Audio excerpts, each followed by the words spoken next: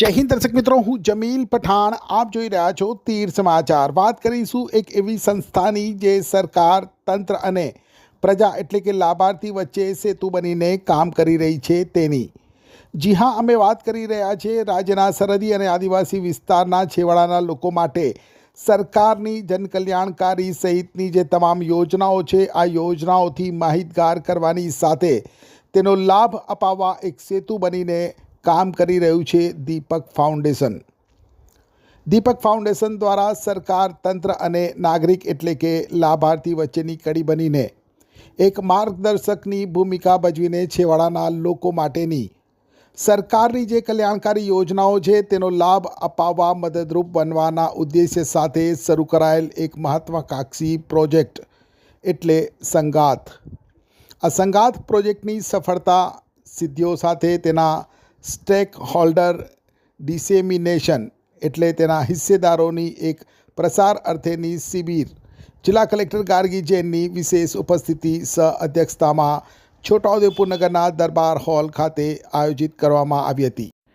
શિબિરમાં જિલ્લા કલેક્ટર ગાર્ગી જૈને ગ્રામીણ વિકાસને પ્રોત્સાહન આપવા માટે વિવિધ સરકારી યોજનાઓ વિશેની જાગૃતિ અને તેનો લાભ મેળવવા માટે સુલભતાની મહત્વપૂર્ણ ભૂમિકા પર ભાર મૂક્યો હતો.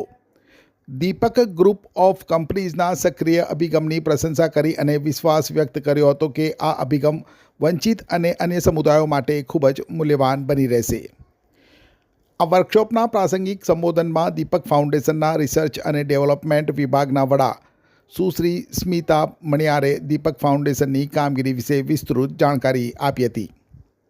આપણે જણાવી દઉં કે છોટાઉદેપુર જિલ્લામાં 2022થી શરૂ કરાયેલ પ્રોજેક્ટ સંગાથ હેઠળ અત્યાર સુધીમાં કુલ 4200થી વધુ પરિવારોના 13000થી વધુ લોકોને આવરી લેવામાં આવ્યા છે.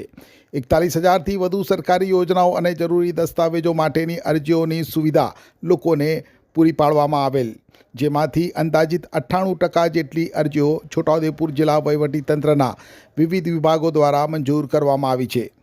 સ્કીમ લિંકેજ દ્વારા લાભાર્થીઓને અંદાજે 760 કરોડથી વધુ રૂપિયાની રકમનું કન્વર્જન્સ થયું છે. આ કાર્યક્રમમાં જિલ્લા આરોગ્ય અધિકારી સાથે અન્ય વિભાગોના સરકારી અધિકારીઓ તથા પ્રતિનિધિઓ, નસવાડી તાલુકાના દીપક ફાઉન્ડેશનના નિયામક સુશ્રી ડૉક્ટર જય પવાર, R&Dના હેડ સુશ્રી સ્મિતા મણિયાર, ભીમલ વ્યાસ, સુશ્રી કોમલ ઠક્કર અને ડૉક્ટર પ્રિયંકા મૈતી ફાઉન્ડેશનની નસવાડી બ્રાન્ચ ઓફિસના તમામ કર્મચારીઓ અને સંગાથ પ્રોજેક્ટના લાભાર્થીઓ ઉપસ્થિત રહ્યા હતા. નમસ્તે, હું દીપક ફાઉન્ડેશન વડોદરાથી આવું છું.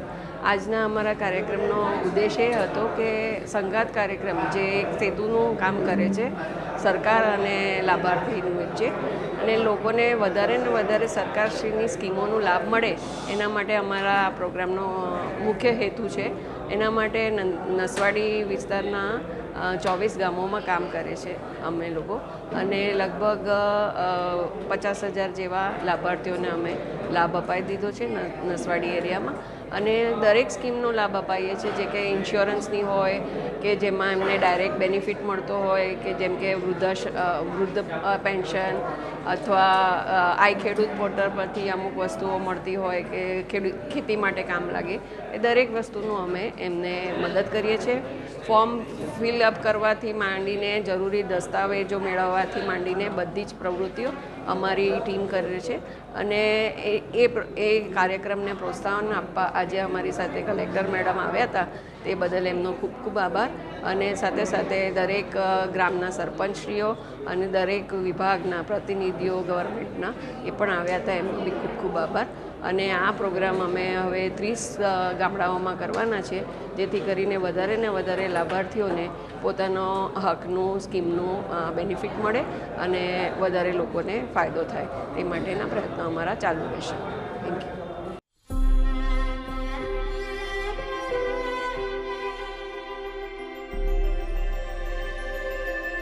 છોટાઉદેપુર સહિત રાજ્ય, દેશ અને દુનિયાના સમાચાર જોવા માટે સબસ્ક્રાઇબ કરો તીર સમાચાર અને બેલ આઇકોન જરૂર દબાવો.